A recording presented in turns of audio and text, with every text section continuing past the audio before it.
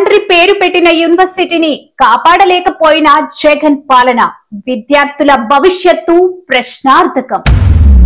CBI అనుమతులు లేని డిగ్రీలు, 5 ఏళ్లు కష్టం వృధా కానుందా? వైఎస్ఆర్ యూనివర్సిటీ విద్యార్థుల ఆందోళన, ఎవరు బాధ్యత వహించారు? మాజీ ముఖ్యమంత్రి జగన్మోహన్ రెడ్డి పాలనలో జరిగిన నిర్లక్ష్యానికి తార్కాణంగా కడప జిల్లాలోని doctor YS Rajasekhar Reddy architecture and five arts university అనుమతులు లేకపోవడం ఒక ఘోరమైన పరిపాలన తప్పిదంగా నిలిచింది. రాజశేఖర్ రెడ్డి పేరుతో ఉన్న ఈ యూనివర్సిటీలో చదువుతున్న విద్యార్థులు ఇప్పుడు భవిష్యత్తు విషయంలో గంభీర ఆందోళనలో ఉన్నారు.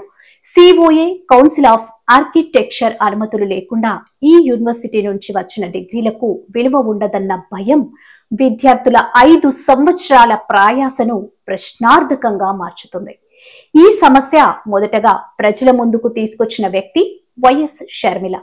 ఆమె పర్యటన సమయంలో విద్యార్థులు స్వయంగా సమస్యను తెలియజేయడంతో ఆమె దీనిపై స్పందించారు.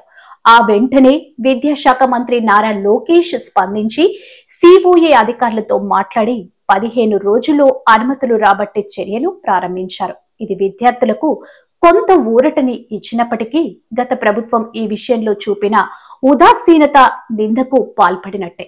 కనీసం ఒక లేఖ రాసే అనుమతి పొందడం పెద్ద విషయం కాదు. ఇది తండ్రి పేరుతో ఉన్న విద్యా సంస్థను కూడా కాపాడలేని స్థాయికి జగన్ పాలన దిగజారిందనే విమర్శలు వెల్లువెత్తుతున్నాయి. ప్రస్తుతం ఉన్న ప్రభుత్వం యూనివర్సిటీ అభివృద్ధికి చర్యలు తీసుకుంటూ కొంతవరకు నిర్మాణ పనులు కొనసాగిస్తుంది.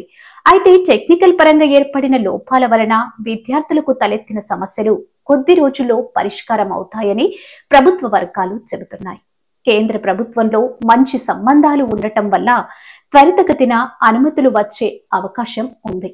విద్యార్థులు తలవంచే పరిస్థితి రాకుండా వారి డిగ్రీలకు విలువ ఉండేలా ప్రభుత్వం చర్యలు తీసుకుంటుందని భావించవచ్చు.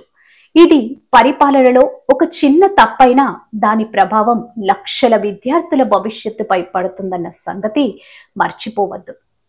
లేటెస్ట్ అప్డేట్స్ కోసం వెంటనే మన డిఆర్ ఫోకస్ ఛానల్ ని సబ్స్క్రైబ్ చేయండి.